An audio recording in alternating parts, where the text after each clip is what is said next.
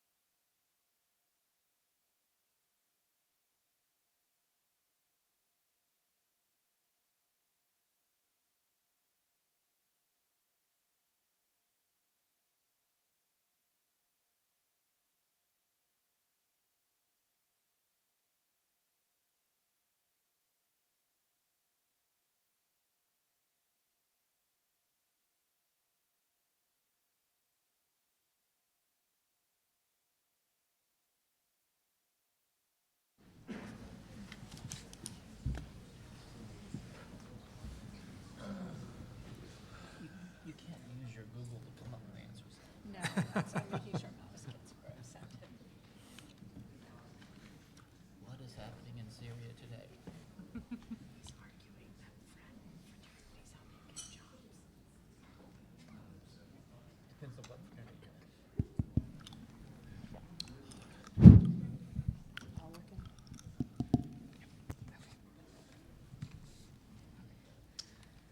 Great.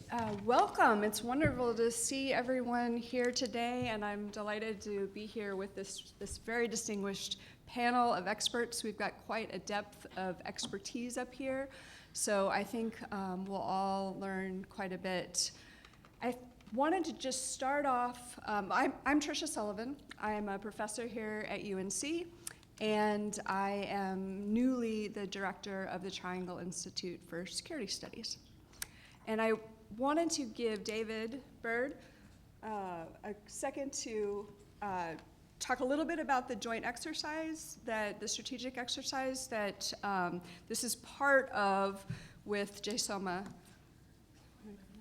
So, yeah, my name is David Bird. Thank you for the introduction. Do you want the mic? I'm fine, thank you. And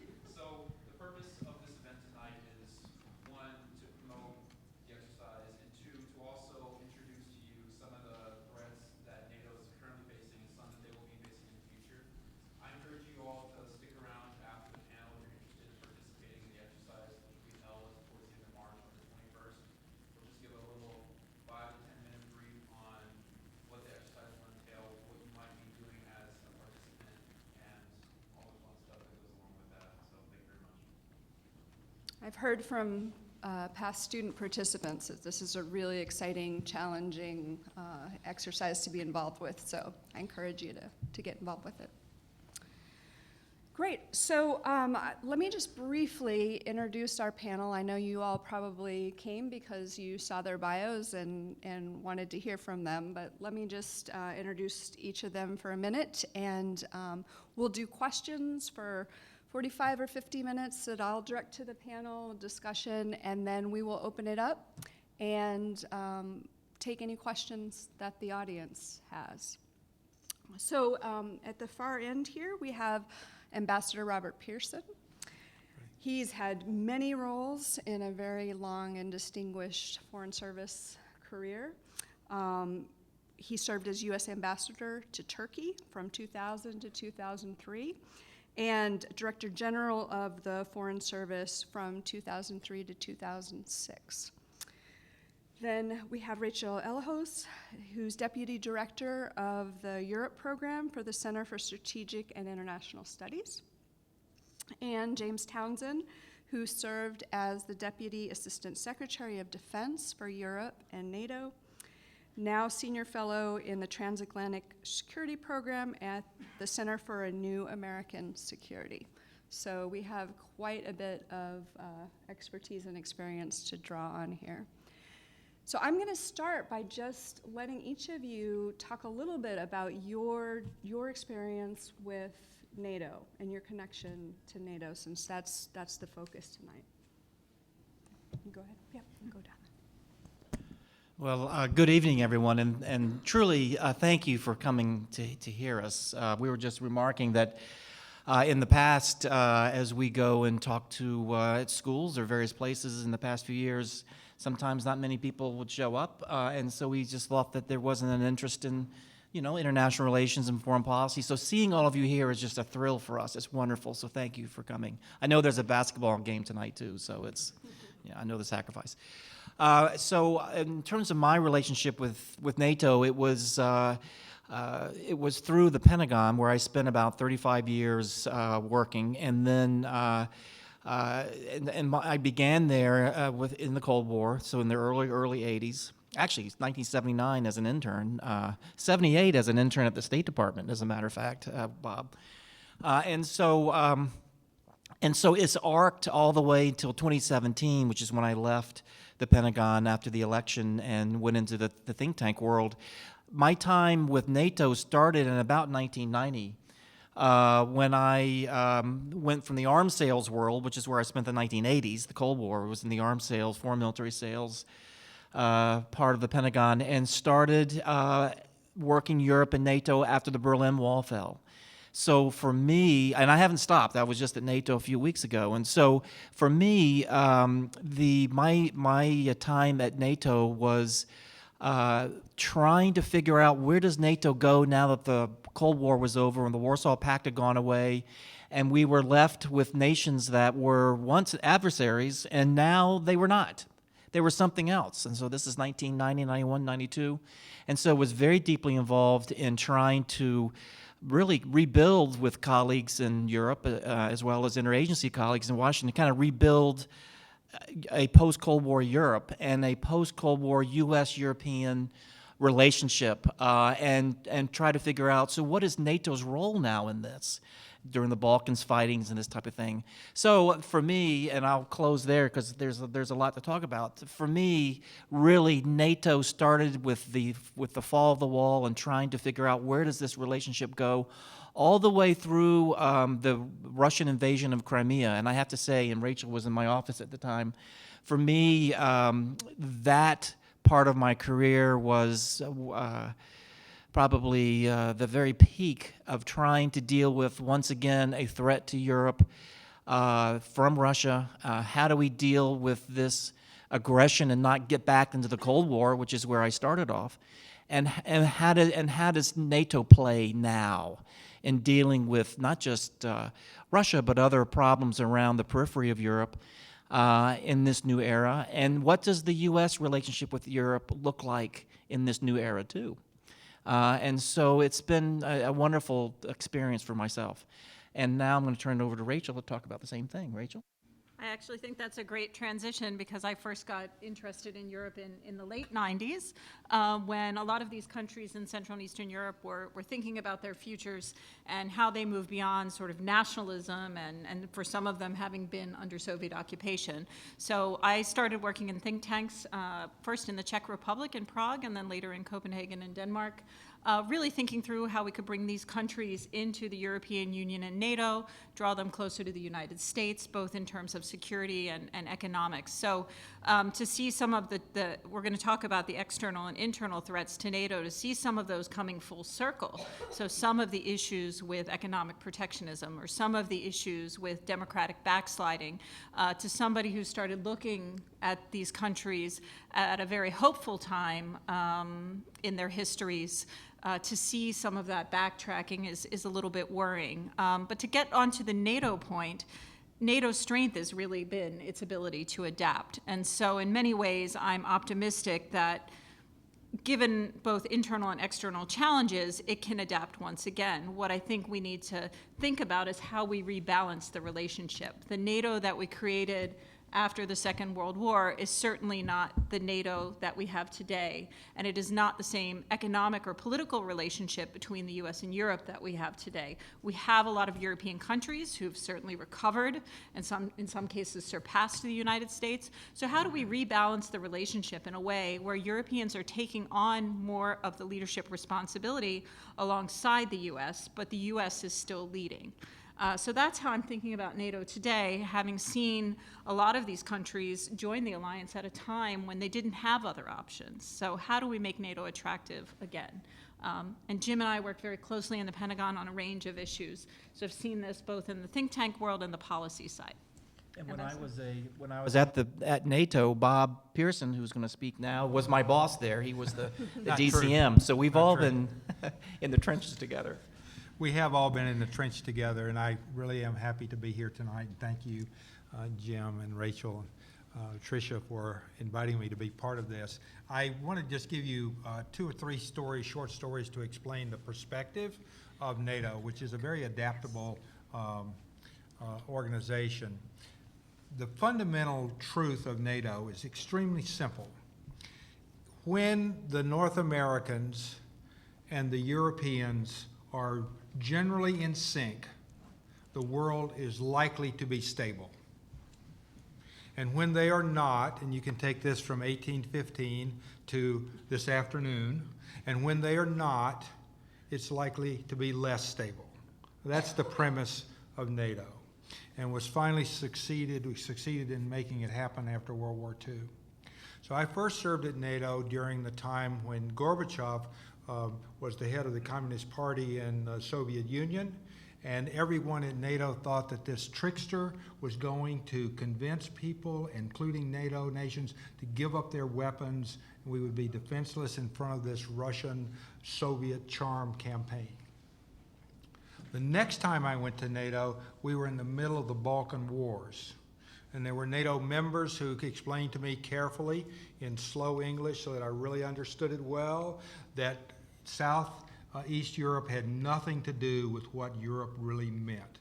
That those people had always been a strange mix of Muslim and other ethnic origins, and they really weren't the heart of Europe. And one of my friends even brought me a stack of books to ask me to read them, and that would prove that the Southeast Europeans had really never been a part of Europe. He said, we don't really think of it as Europe. And the last time I was there was after I left the Foreign Service, and I was working for the Wall Street Journal for a short time, and we wanted to find a way, Jim, to integrate open source information and information behind the firewall so that any decision maker, whether in uniform or in suit, would be able, or dress, would be able to integrate that information for decision-making purposes very easily. We thought we had a great idea. They didn't take us up on it, but it probably is being done today, but it's still a good idea. So the idea of NATO being different things is true, not because of the constraints on the organization, but because the demands on the countries as a collective allow for any number of permutations of response. And when you have a collective and you can work in that way, that's really been the benefit that NATO has brought to these two continents. And I'll just close with this.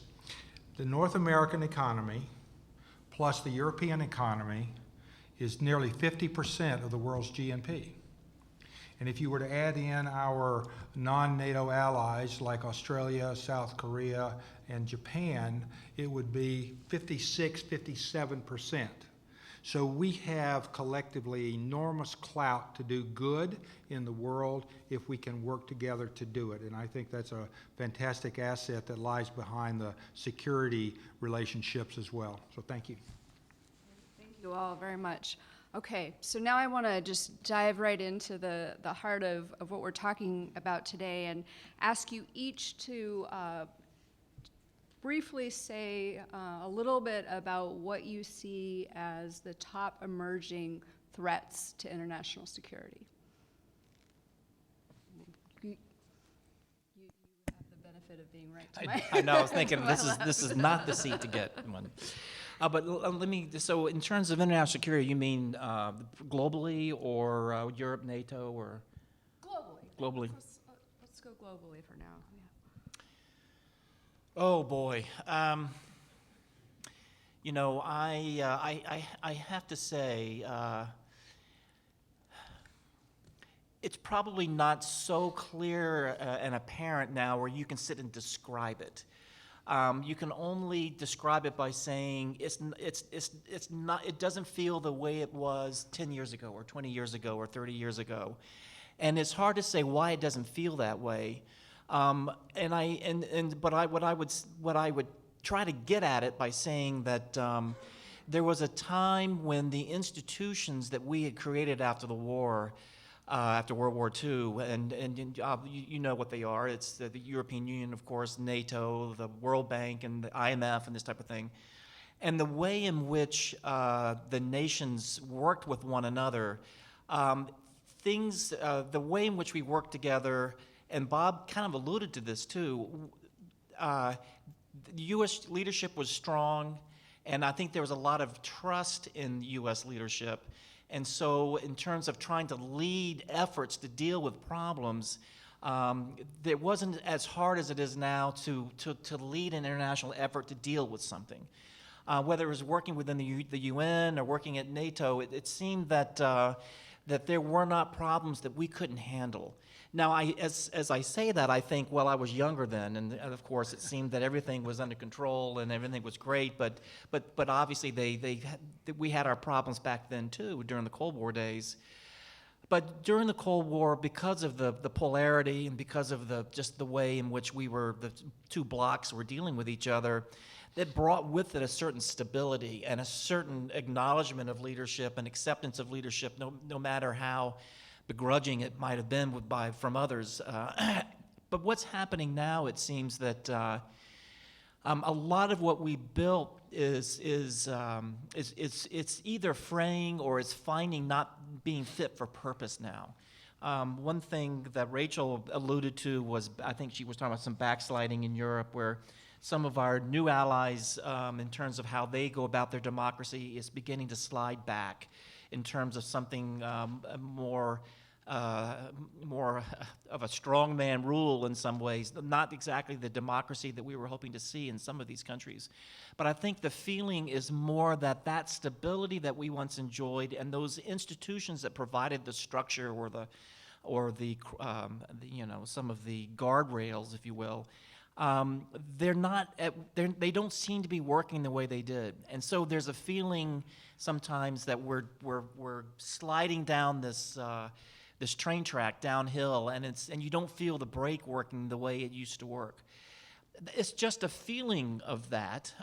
There's drift in leadership and that type of thing. So in terms of looking at threats to international security, for me, it's not something that you can define like a pandemic or the Cold War or problems in the Gulf or in the Middle East. They are there.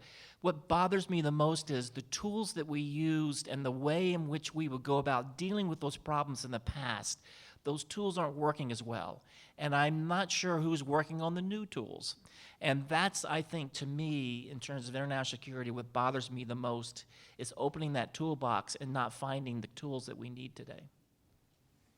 I think I'd answer the question in a similar way that, you could point to any one single threat, whether it's climate change or pandemics or China, but those seem to pop up and change and mutate every day. So for me, again, it is what Jim talked about. The systems we're used to and the relationships we're used to relying on, and the pace of things is simply not the same.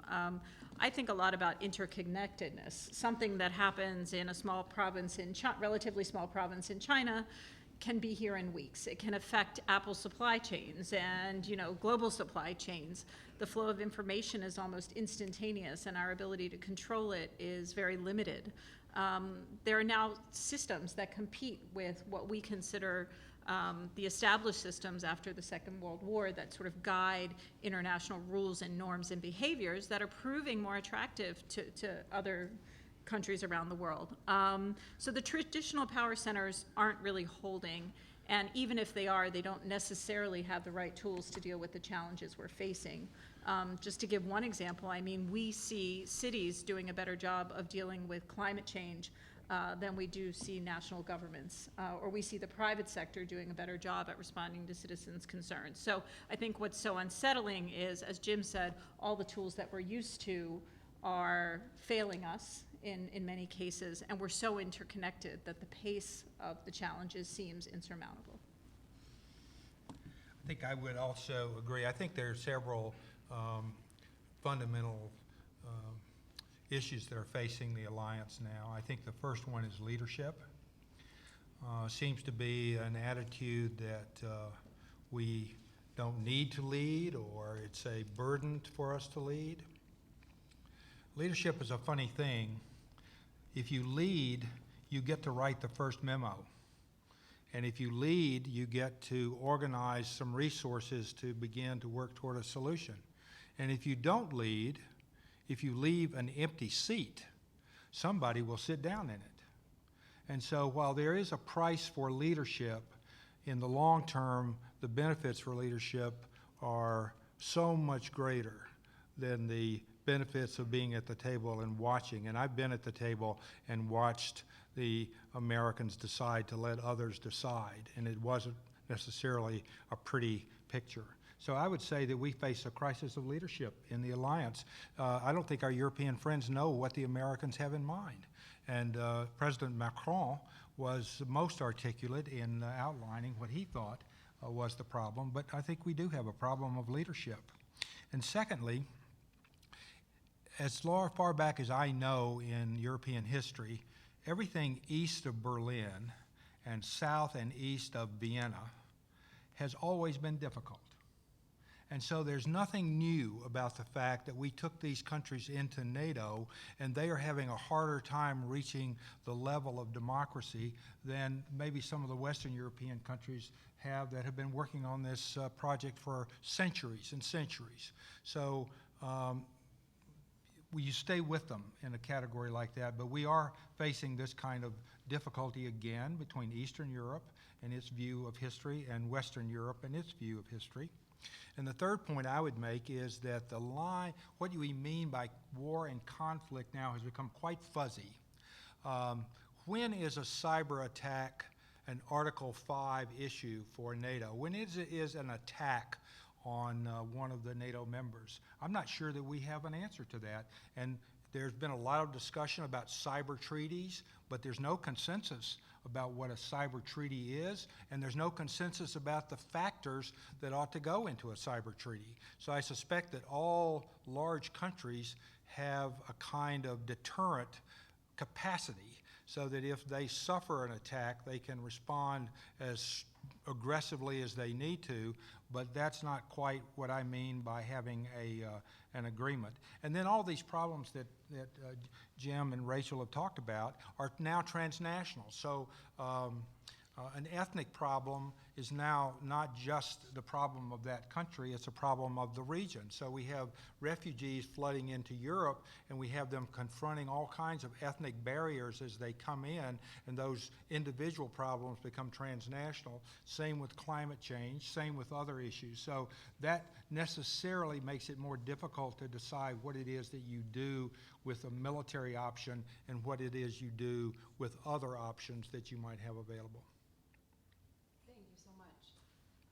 That's actually a great segue into what I was going to ask about next. And Rachel, I wonder if you could take this first, just to talk a little bit about this idea of hybrid threats or gray zone challenges. I assume that includes cyber, but if you would maybe define that for us, if you have a definition, and talk a little bit, I mean, how new are these threats, and are they where the focus should be, or do we risk focusing on some of these things and taking our eye off more traditional threats, like Russia's military presence growing and China's growing military threat?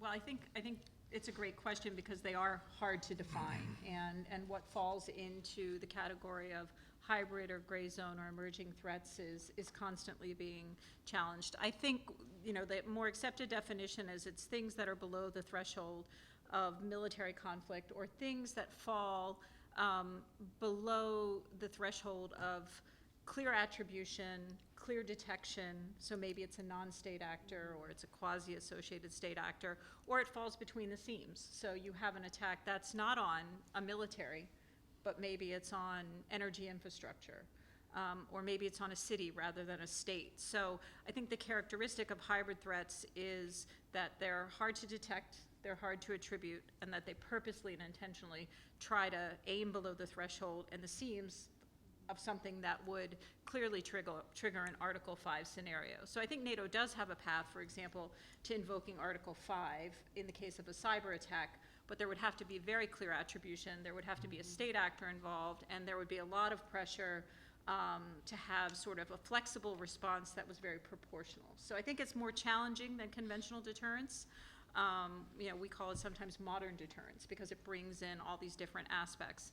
I think what's different with hybrid threats now that we're seeing is, again, the information age has accelerated the prevalence and the use of them. And I think that our opponents have gotten better at targeting our vulnerabilities. So we've done some work on looking at disinformation in the UK and Germany. And the Russians are very good, in particular, at looking at societal vulnerabilities, technical vulnerabilities, gaps in legislation, historical differences, and finding those and sort of not making anything up, really, just taking those fissures that exist and driving a further wedge between them. And that's very challenging because it requires a whole of government approach. Fortunately, and I think maybe you guys will speak to this, we have examples of countries who've been living under this type of pressure for decades. I think Finland, the Baltic states, Sweden, partially because they are non-military, were non-militarily aligned per se, and it's kind of on the fence right now where they fall.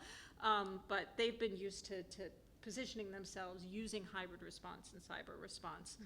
The last point I'd make is, you kind of asked the question that's in a way that suggested there was a clear break between sort of hybrid and gray zone and the more conventional deterrence in military conflicts.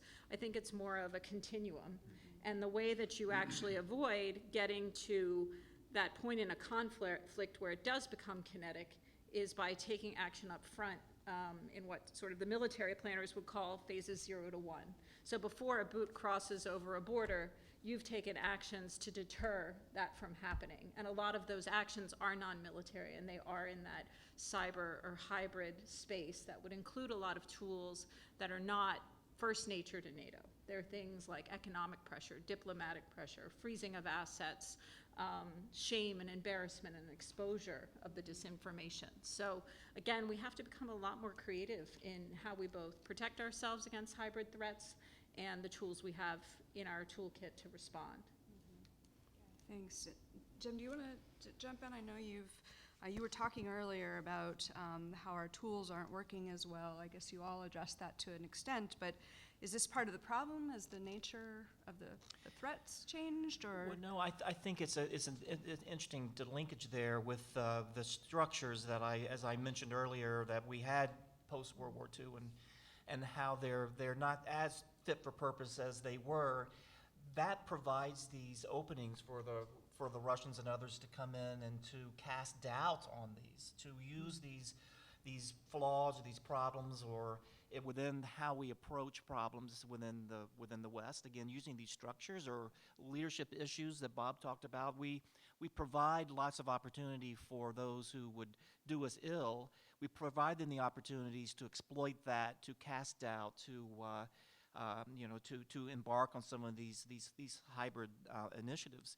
It's important to remember too that hybrid isn't new. The name is new. I refer to it as old wine in a new bottle. I first heard the term hybrid used quite a bit right after the Russians went into Crimea, and there was the little green men and this type of thing, and then pretty soon it was, oh, this is hybrid warfare. You know, I'm not sure how long the term has been around, but the tactic itself has been around since the Trojan horse, and the Russians and the Soviets, the Soviets and the Germans, the Nazis and others were very good with propaganda and that type of thing, and so was the United States during the Cold War. This isn't new. There are new tools, and there's new effectiveness, and there are new ways in which this hybrid is used. But I think one thing just to throw out, and then over to Bob, is I mentioned Sweden. In terms as Rachel was talking about countries that have had to deal with this for a long period of time, and I mentioned Sweden because this use of hybrid by the Russians, you see up in that Nordic Baltic area, because that's an area where the Russians are, for various reasons, bullying the Balts for sure, and bullying the Finns and Swedes, and we can talk about that later. But the way in which they bully is not just being aggressive in terms of exercises and buzzing ships and that type of thing, but they also do this by not just propaganda, but by manipulating the press and putting in false documents and doing things that they have been very good at doing. And it's really been those countries that have had to deal with that. And the issue for me comes with, when is this a prelude to something worse? I mean, this is almost something that you see being done on a day-to-day basis there. But at what point does this actually become a precursor to actually more active and harmful Russian aggression?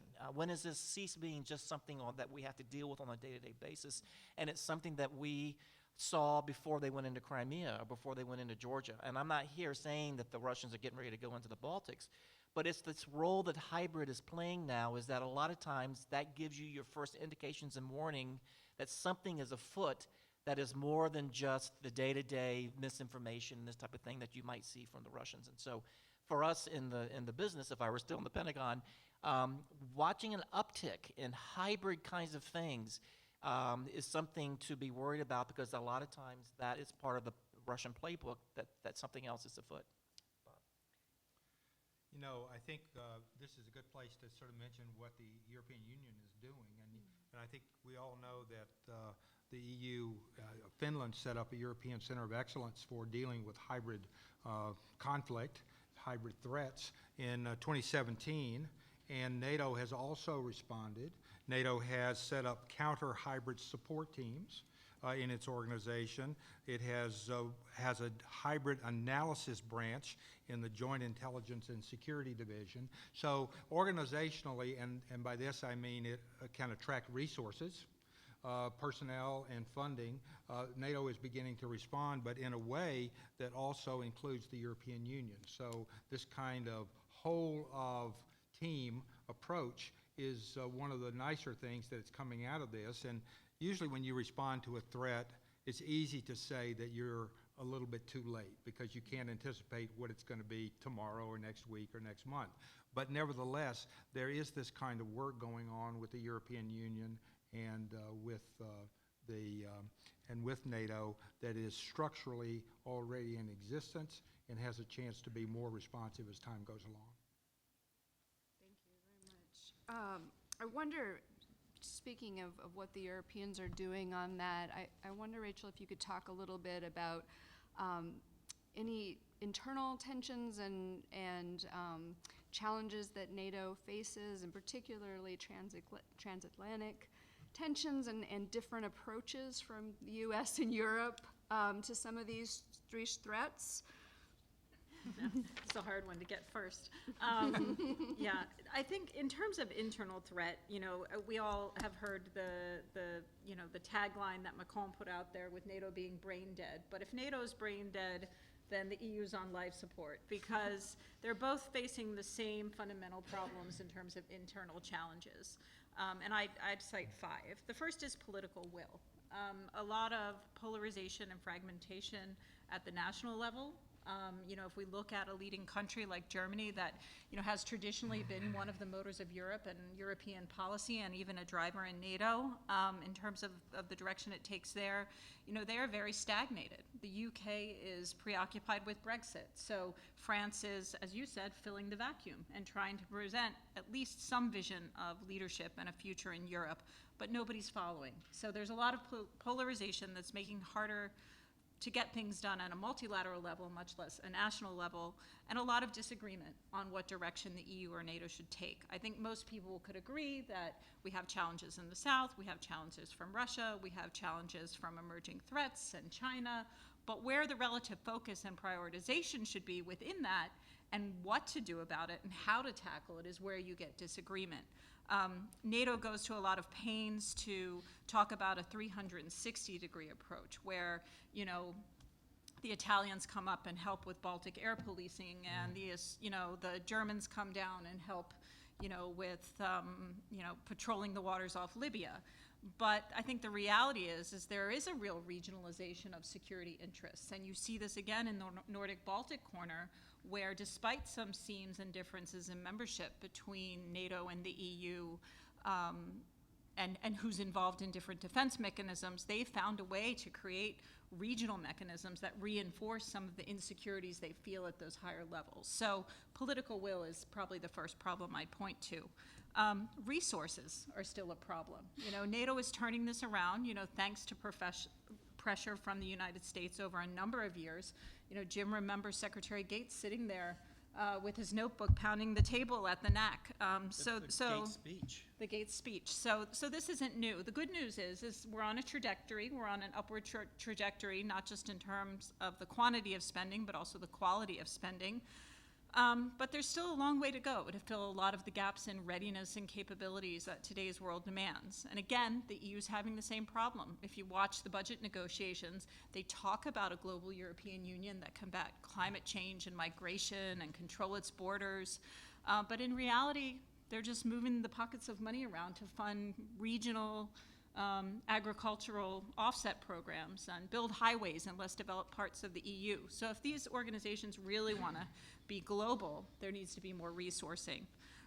Thirdly, we kind of already talked about this, but the limited toolbox, how some of the challenges are not uniquely suited to NATO, and they might have to find new ways of working with, cities, the private sector, the European Union, in order to address some of these challenges. Democratic backsliding, we talked about that. There's no way to kick a member out of the alliance, so they know they can push the boundaries and shake the system. There are not a lot of tools that NATO has to sort of punish, and even if they try to do that by taking away leadership positions or strategic commands, remember, it's unanimity, so they'll get you the next time. So I think they find themselves a little locked there. And we might be the first to be kicked out. So. Well, I won't go there. And then finally, you asked a little about the U.S. relationship with Europe. And, for context here, so I don't sound like I'm getting political, I started in the Pentagon in the final days of Rumsfeld, and I ended 2 months before Secretary Mattis. So I've seen all sorts of ups and downs, security and defense policies, attitudes towards Europeans. We were there for freedom fries, and we won't be drinking French wine at any of our defense ministerials. Big mistake. So I do think that U.S. leadership is critical, and I do see almost like an inflection point where the U.S. is asking the Europeans to take on more responsibility, but we don't want to relinquish our leadership positions. So we want them to lead, and we want to tell them how, and we want to dictate the positions. And Iran and JCPOA is, to me, a great example of this, where we're in conversations about JCPOA is imperfect, how do we make it better, and then we pulled out. So for me, if we want the Europeans to step up, this has to be a true conversation where there's give and take. It can't just be the US leads and Europe follows. Finally, I'll just say, I think unpredictability is a problem. You know, we were used to shaking down allies for contributions and everything from Iraq to Afghanistan to Syria. Desert Storm. I think that it is more difficult for allies to follow us when they have limited political will, limited capabilities, limited capacity to sustain their forces if they think the U.S. might be in one day and out the next. We need to be in together to out together and supporting one another there. The first time I saw this, and I think it's slightly relevant to some of the things you're looking at here, was in the Straits of Hormuz, where we all have an interest in international shipping and keeping those sea lanes open and free for trade and whatnot.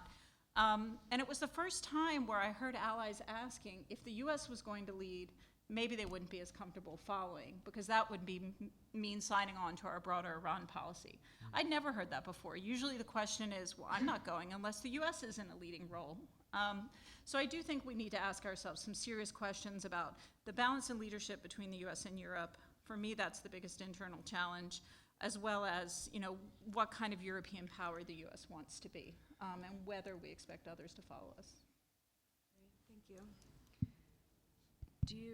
I have if you want to jump in on that, Bob, you can, and then I was hoping that you might comment on the escalating conflict between Turkey and Syria and how NATO should deal with Turkey. Okay, I'll take that question, and I did have a long list of comments on the other one, but I'm going to gratefully defer my comments on that one. So, as I think Rachel said, there is no kick-out clause in the NATO treaty. So you don't exclude a country from NATO. And frankly, that's a good thing. That's a good thing, because with now 29 countries and once 15 countries and so many different cultures and ways of looking at things, the last thing you want to do is to get embroiled in a fight about who belongs at the club and who doesn't. So the U.S., I think, has played a pretty good game with Turkey, which is the long game, which is that the situation now is bad. It could get worse, but it is not likely to stay that way for an indefinite period of time. And that is because I've said for several years, and really almost back to the beginning of the Russian intervention in Syria, that the Russians will never do any favors for the Turks. And the Turks have tried to charm the Russians into giving them some sort of droit de regard over the lands south of the Turkish border in Syria, and it's never worked. Turkey's been into Syria 4 times. Every one of them has been a failure.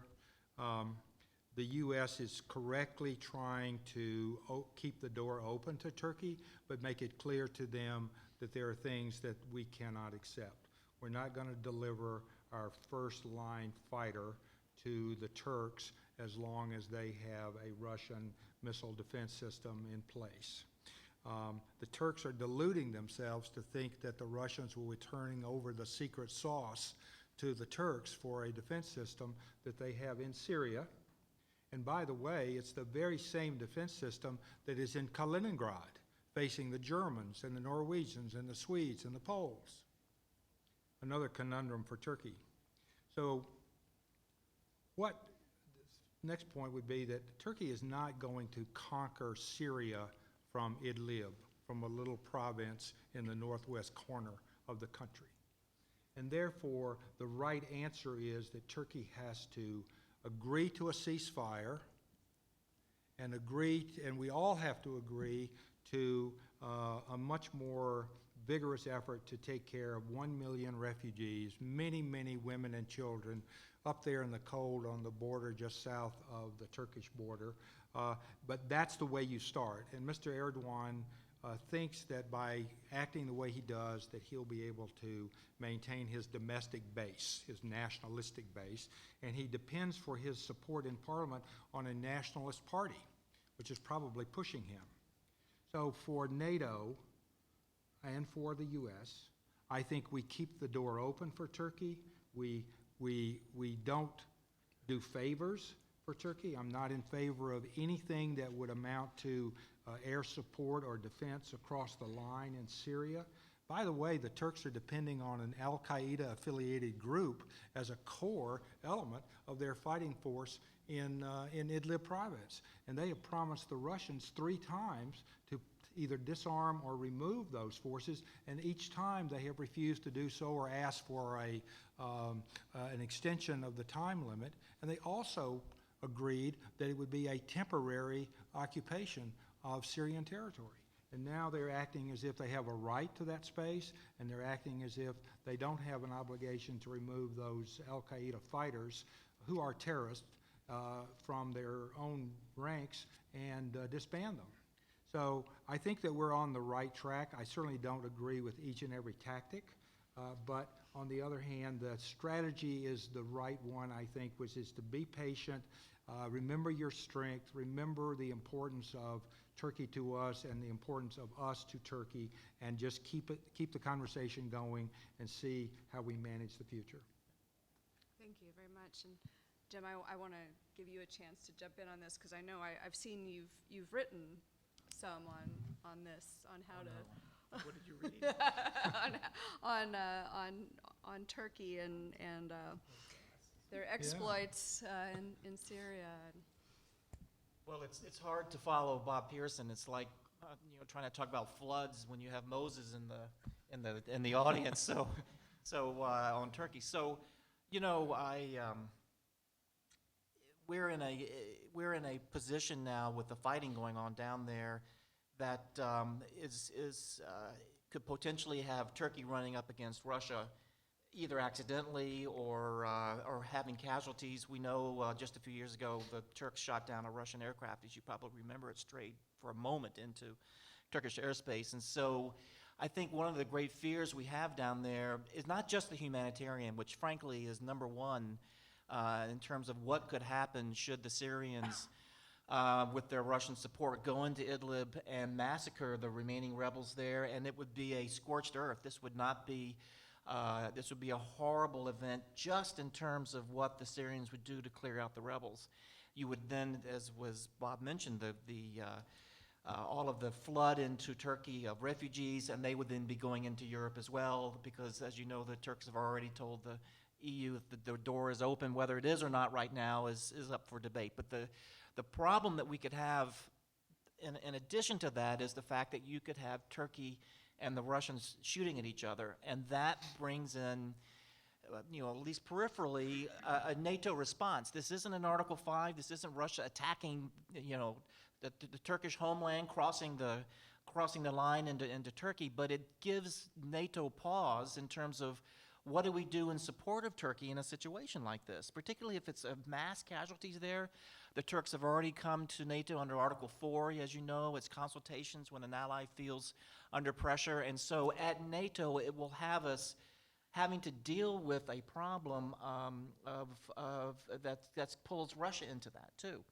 So the next few weeks, we from day to day, we could be looking at not just a horrible humanitarian catastrophe there in Idlib and into Turkey as well with refugees, but also the potential that you could have a NATO ally and Russia shooting at each other. And those things can spiral out of control. No matter what Ankara and Moscow want in terms of how they want to deal with each other, once the shooting starts, that can spiral out of control. And you have a whole different set of politics getting into there, and you can bet NATO and the United States gets pulled into the crisis to figure out what you do in a situation like this. So it's something for us all to be very worried about, and it's putting on our plate issues that we haven't had to deal with necessarily like this. It's not as easy as the Article 5s of the Cold War days. I think that ties into what Rachel was saying as well about tools to deter these kinds of situations from escalating, and I think it's a really tough situation. Can I just add one point? I do think that Secretary of State Pompeo or Mr. Espy, someone should go to Moscow in this sort of trilateral conversation where the Turks are talking to the Russians, we're talking to the Turks. You know, the United States, if it's going to play for a win here, and if it's going to help stabilize the environment, needs to recognize that the Russians are the keystone to this problem, and go to Moscow and talk to them. Diplomacy? Is that? Well, you could use diplomacy if you wanted to, but the point is to make yourselves clear to the people who need to hear the clarity, not to be going through some third party and having somebody speculate about what the United States means or will do, and it actually does work, so I would recommend it. I thought you might.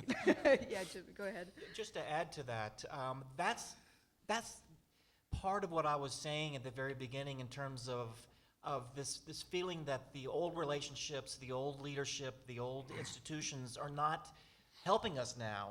And this is a great example.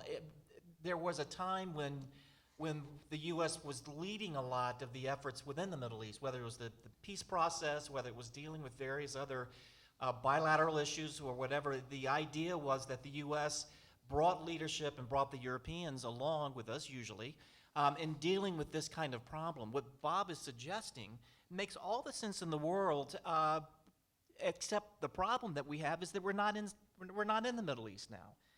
We're not, you know, in order to have leadership, you kind of need to have presence in a lot of ways. You need to have the Arab nations themselves, the nations of the Middle East. You need to have the Europeans look into the U.S. to try to find a way to get out of this problem. And when you have assets on the ground, when you have strong leadership with the players, you're able to do that kind of thing easier than it is now. Right now, as Rachel pointed out, even in the Gulf, we can't get allies to be behind us for a naval operation there just to assure safe passage of tankers and commerce through the straits. So how can we expect them to be with us dealing with Russia and that situation there in Idlib along the border? Going to Moscow is right. Going to Moscow with the allies with us speaking on their behalf is even better.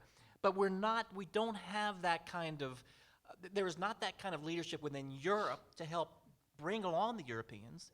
There's not that kind of transatlantic leadership that we need to kind of pull together to help this happen. And we're not the presence in the Middle East that we were that helped make American leadership strong. This is not a political statement. This is just the way things are right now. There's leadership problems, and Bob mentioned that in Europe. We've got leadership problems within the transatlantic community that makes it hard for us to do this kind of thing. And I think about the Balkans. You know, the Balkan tragedy, as you remember during the 1990s, and Walt Slocum, who is sitting here, our former undersecretary, remembers this better than all of us. We had leadership problems there too, but not to this degree. But the leadership that we did have, and it was pretty strong leadership, working with the Europeans, we were able to deal with the fighting in the Balkans with various geometric combinations, whether it was a quad or a quint or a quartet. There were all kinds of names for these groups that got together to deal with various problems here. We were able to help do that because we had leadership on both sides of the Atlantic that knew something needed to be done, and we were able to come together and do it. We don't have that now.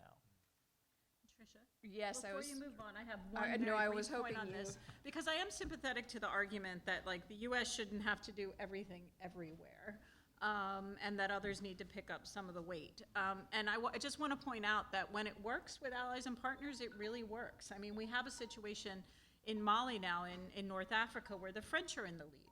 And there is a minimal U.S. force presence on the ground, and the price of us enabling the French is to provide them with refueling and strategic airlift and some special forces.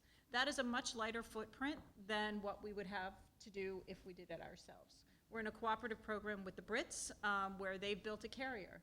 They didn't have the money to put, you know, F-35Bs on it, so immediately. So in the interim, we're going to put, you know, our F-35Bs on it. Initially, the mindset was well, why would we help the Brits and put our planes there? But the other way to look at that would be, well, that's another aircraft carrier for the US military. So it's those kind of partnerships that actually relieve the burden on the United States and allow us to be sort of the supporting partner rather than the one who's supported all the time. I was hoping you would give us a little bit of hope that there might be some cooperation.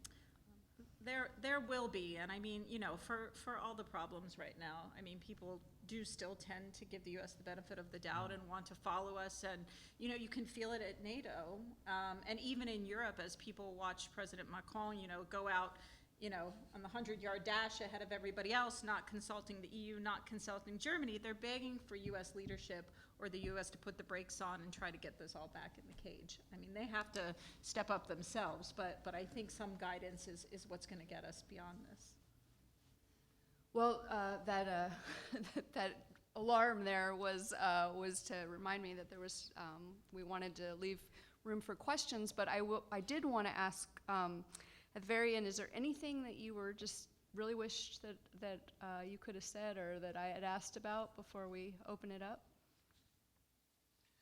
I just make one comment, and of course, because I spent my career in diplomacy, I really dislike transactional diplomacy. I really dislike transactional diplomacy. The idea that you have specific interest and you are going to maximize your outcome on those interests to the detriment of others. It undermines trust. It destroys reliability. It creates unpredictability. And it's not hard to play the cards that somebody has actually already dealt you. They're already in your hand. All you have to do is play those cards, which is the accumulated prestige and influence of American power in the world for the last 75 years. You don't have to do a lot to make that happen. So I think that a lot of what we're dealing with is reactions to this concept of maximizing your personal national interest above other collateral interest. And that's the last thing I want to say about it, because I think that it is something the Allies could help us with, and they don't have to react defensively. They could react proactively, and they could make this a better game than it is, but for now, our game is not very inspiring. Thank you. Great. I think what I would just add, it's important to remember that, to my mind, in 1990, when the Cold War ended and we were deciding, so what happens to NATO? What happens to our transatlantic relationship? Where do we go now? Because so much of what we knew up to that point was shaped during the Cold War or during World War II, Cold War era. And then suddenly we found ourselves with peace breaking out, if you will, and trying to put together this transatlantic community, this relationship in a whole new era. And I will tell you that from that point on, we in Washington have been trying to figure out just what's the equilibrium here between the U.S. and Europe. What is the right relationship there? How do you calibrate it? Because I think Rachel said this very well. We don't want to be the policeman of the world anymore. During the Cold War, we kind of were. We kind of needed to be. That it had to be that way for a lot of different reasons. Not that we shouldn't have a leading role after the Cold War too, but what should that look like? So if you look at the administrations, the last couple of years of George H.W. Bush, you look at the Clinton administration into George W. Bush, President Obama, which is when I was the Deputy Assistant Secretary, you saw these administrations grappling with that. So what makes sense? Because there wasn't a pattern there for us to copy. In other words, the Cold War was over. It wasn't like you go back to the 1930s and have that was the normal relationship between the U.S. and Europe. That's not true. But it's certainly not the Cold War either. That was a bit one-off, a long one-off.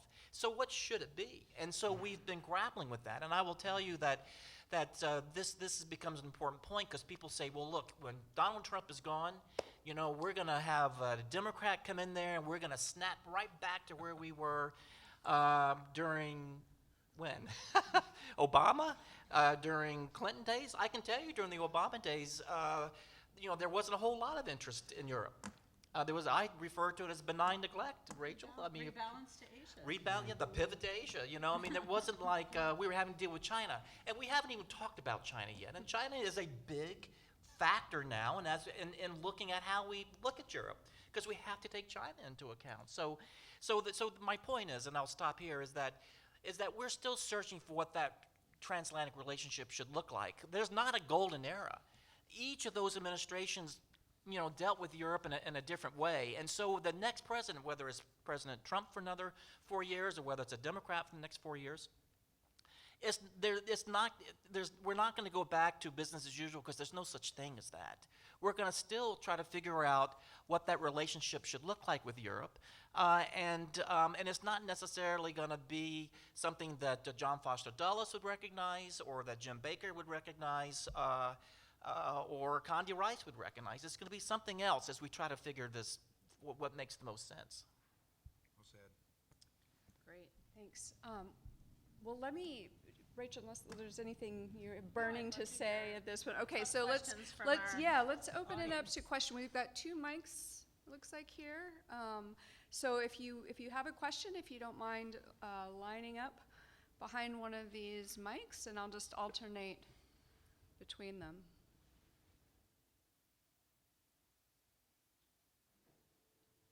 Okay, I'll Go start. ahead.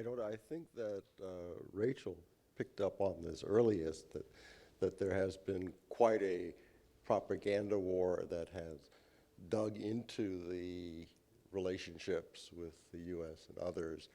And I've seen it from 2 sides. One is Malcolm Nance's books, which deal with Finland particularly, and the other is Nancy MacLean's Democracy in Chains, which deals with 50 years of stealthy Coke network work in this country, and there are connections between them, and they, of course, hammer at the chisel at the same fractures in our society. So I'd be interested in your comments there. On how we manage propaganda? How you view the Coke, the fossil fuel, the autocracy from within versus the more global autocracy. They have very narrow interests. In the one case, fossil fuels, extractive industries. In the other, a narrow oligarchy in, say, Russia. I think I would consider China a little different, because they are trying to lift a huge country. But I think that Russia seems like it's quite content to be the surface of a country and not really live up to its potential. In any case. That's a tough one.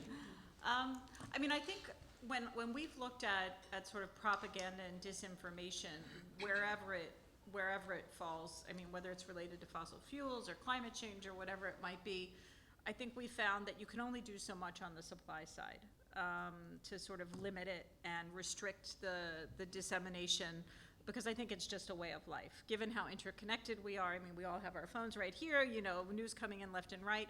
I think you have to just make society more resilient. So that is sort of teaching our leadership, particularly our politicians, not to grab onto false information and false stories and use it to their own benefit.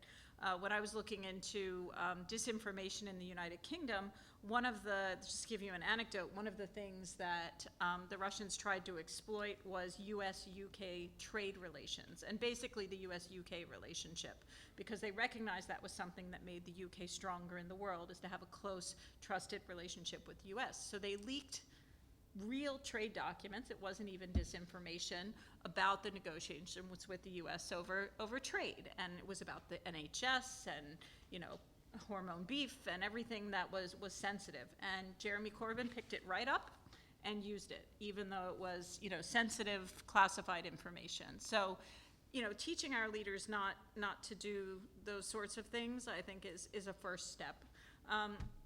And then maybe just a general point, because I think it's really important and it's sort of informed my philosophy, is, when I was working for Secretary Mattis, I remember one of the journalists asked him, what do you think is the greatest threat to the United States? And he said, internal divisions in the United States. So every day I think about how can I not make that worse? So I think to your question, that would be my broad answer. That's good. Yes, go ahead. It was recently reported that the CIA had a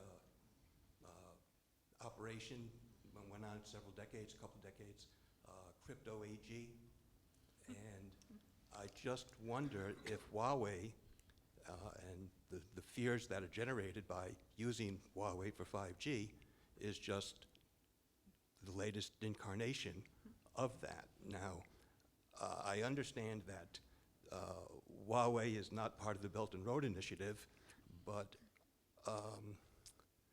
the Chinese have a very aggressive Belt and Road program worldwide, and the confluence of the Belt and Road Initiative plus Huawei together, how does NATO perceive that threat, and is it as existential as Russia on its borders? Right, a chance to address China.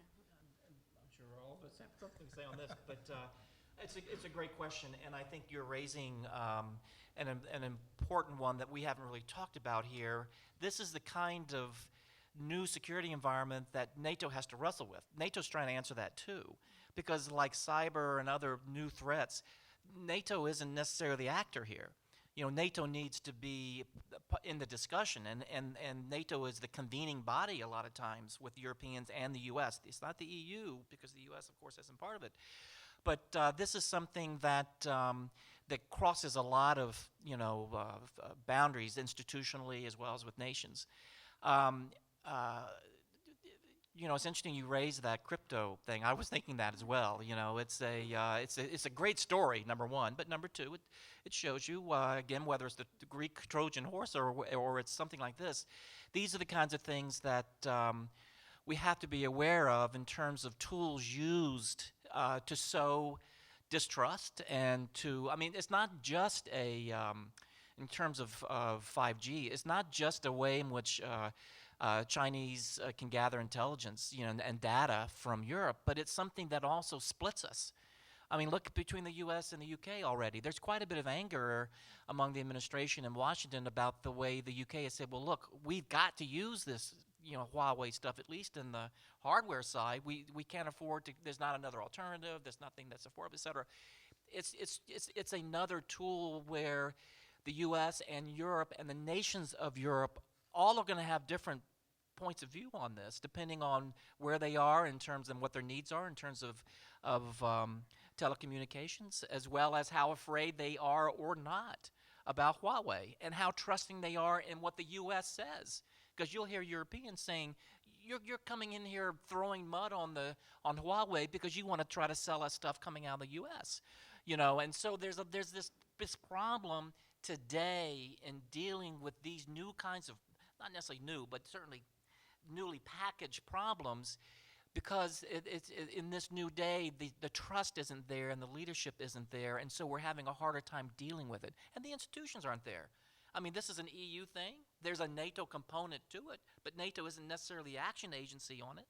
So this is where you've got to have some transatlantic leadership where we all get together and say, we've got to handle this together. We can't allow this to split us into pieces, because that's not going to work with something like 5G. So it's a very good question, and how we handle it, we're trying to sort that out. Let me go ahead, and we've got several questions here. Yep, so thank you for your time this evening. So my question's more in regards to the domestic political environment in some NATO members. So specifically, I think it was an issue addressed but not overtly stated, and that's the rise of really populism and nationalism in a lot of countries. And I would argue that that's a pendulum swing from the wake of the global financial crisis, maybe some other events. But the question becomes, if that's a domestic political issue, that's some people see those political institutions that you described, sir, aren't working the way in which they did. how does NATO wrestle with that problem when some of the leadership is divided within that own country internally? Is that a NATO problem, or is that something that's just going to further divide it apart? Well, I'll give you my view, and then I know Rachel has talked a lot about this and has a view, and I'm sure Bob does too. You know, that's the thing about NATO. The pendulum does swing, and that's important for everyone to know. And that is that as I have been a bit of a I guess a bit depressed in what I was talking about, I forgot to add that the pendulum swings, and it's not like we're going to be in this place, but it's going to look different as it goes back and forth. It doesn't repeat. I liken it more to a kaleidoscope where you turn. It's the same, beads within the kaleidoscope, but the pattern is different as you turn things. So as this pendulum swings, the pattern will be different each time, but it will change. And so because of that, and Rachel talked about NATO adaptation, NATO adapts not just to threats and that type of thing, but it also internally has to adapt and absorb and deal with and be resilient with changes in domestic politics. In the United States, as well as in the new allies, as well as with the UK. And I mean, that's, and that goes back to what Bob was saying as far as we can't have something in the North Atlantic Treaty that says you can be voted out of the club. It's not a club. We are all together there to defend one another, and we can't let it become a club where you can kick someone out because the pendulum has swung and all of a sudden you're having trouble with how Hungary conducts its democracy, or how the Poles do, or how the United States does. We can't, within NATO, can't allow that kind of internal domestic business of an ally. In NATO, you don't let that come in. So there's tried and true kind of agreement there where you don't bring to the NAC, you don't bring to the table at NATO domestic problems or bilateral problems between you and another ally. You don't bring it to NATO. NATO, that's not where it goes. But at the same time, you can't isolate yourself from domestic problems. You've got to be able, and then Turkey is the example, as Bob was talking about. Yet sometimes you've got to hold your nose and still deal with them. And the allies have to hold their nose and deal with us, particularly during the Cold War when we were dictating to people what they were going to do. I'm not talking about Trump. I'm talking about Eisenhower and Johnson,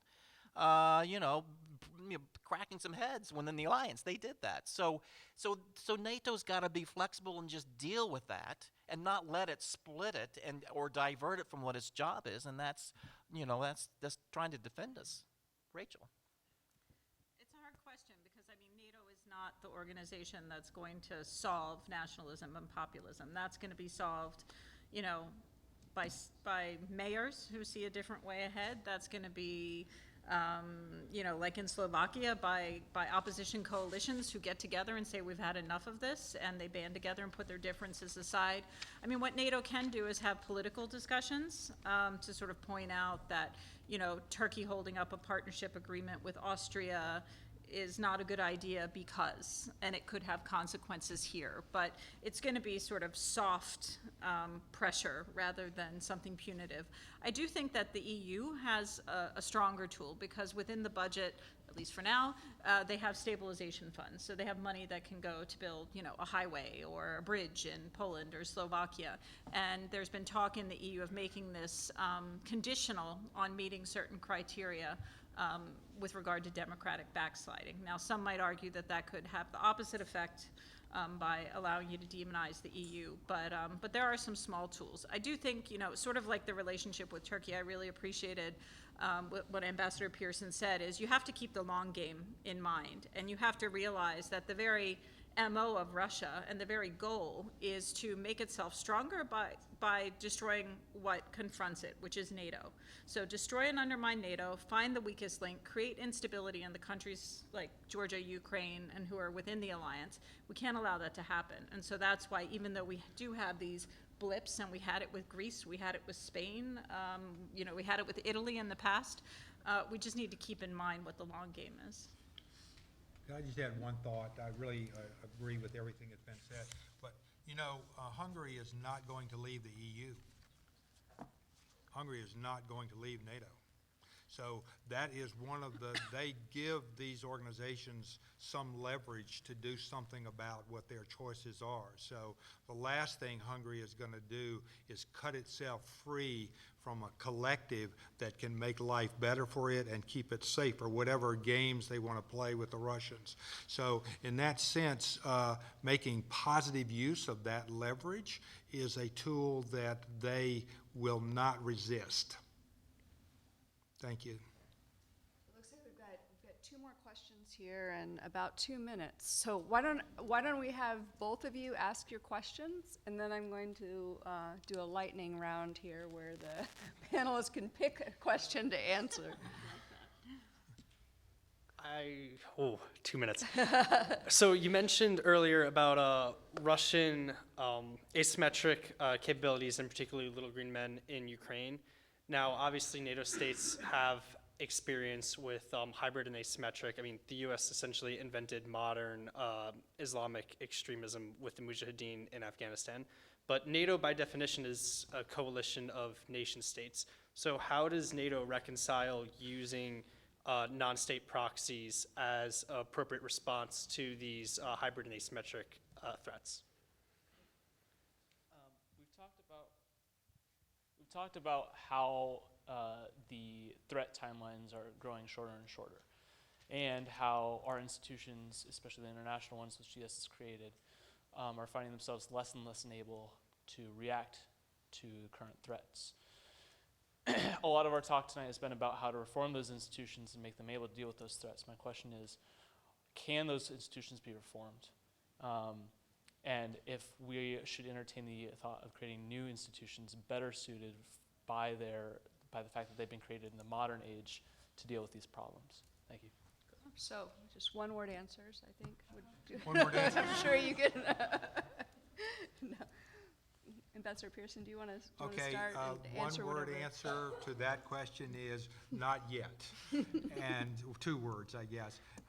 And then, quite honestly, the world is a very real place, and so we have asymmetric capabilities, and we have been, I'm sorry, this is my deep belief, we have been a force for good in the world overall. 1776 is the most powerful political mantra you are ever going to hear in your life, that you have control over your life, your destiny, and your choices for political leaders. Nobody else does that. So I believe that it's quite okay to use asymmetric responses to asymmetric threats. And obviously we do it the right way and so on and so forth. But remember that this is a game that will last forever, right? We're not going away. History is not going away. Europe is not going away, and we'll have to deal with these things. So I don't have any problem to the gentleman who talked about asymmetric capabilities in saying that it's what we have, it's what we need, and at the right time, in the right place, with the right people, we should do it. I add one final thing. China is the colonial power of the 21st century. The Belt and Road Initiative is designed to increase economic strength and give China access to resources and to territory and to influence around the world. And so we do have to have a capacity to deal with that, not to go to war with China, but to deal with it for the long term. Again, 300 years from now, China will still be here. 300 years from now, so will we. So it's a long game, and we will have to deal with it. Thanks. Okay, I'll be brief. I think you answered those questions as well as anyone.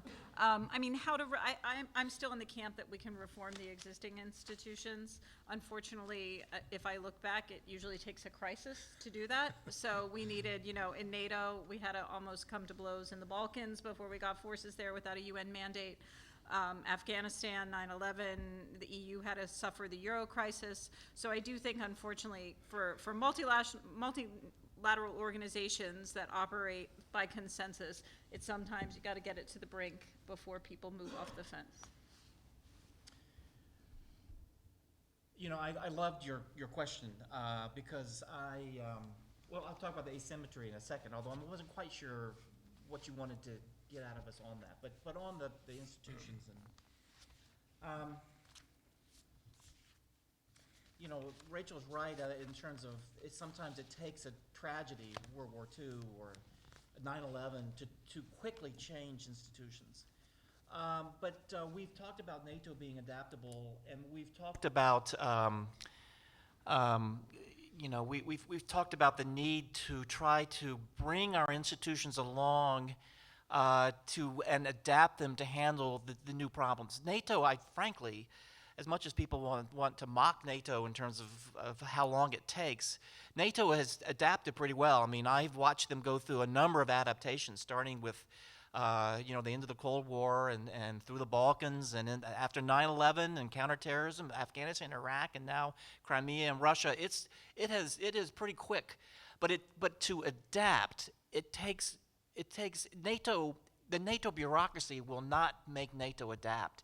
It's the nations that go to NATO to force them to push NATO to adapt, and it takes a leader to lead the allies to do that. So all the adaptation that I've seen of this one institution that I know, which is NATO, it's because the U.S. particularly has gone in there and said, we need to change this. I mean, that was my job. That was, Rachel did this, Bob, Walt Slocum, who was sitting here. That was our jobs in terms of, that's what we mean when we say leadership. You know, that's an amorphous phrase, but in the NATO context, in terms of adapting an institution, it's the U.S. going in and not demanding this. It's not going in there and pushing and being rude about it, although we've done that too. But it's going in there and gathering the allies and saying we need to adapt because of this and this and this. We need to create the NATO response force. We need to enlarge NATO.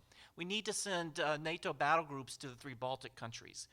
You know, these were big deals. We need to send NATO to Afghanistan. That was tough.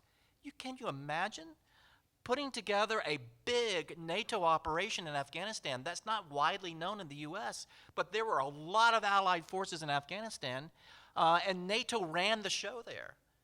That's adaptation. NATO is still there. You know, we've signed this agreement, the U.S. and the Taliban, to start drawing down U.S. troops. But guess what? The allies are going to be drawing down troops too because they've got a lot there. So to answer your question, it's going to take leadership to do it. When there's not leadership and motivation within Washington to do it, but instead just to go to the meetings and, you know, tread water, then you're not going to adapt. And that's true not just for NATO, but it's true in other institutions too. But the only institution I know is NATO, and I can tell you, if the U.S. isn't in there leading change, it just will not happen. All right, that's quite a note to end on there. So I do want to wrap it up, though. Thank you all so much for being here, and I hope that you walking away with quite a bit more knowledge and insight. Thanks. That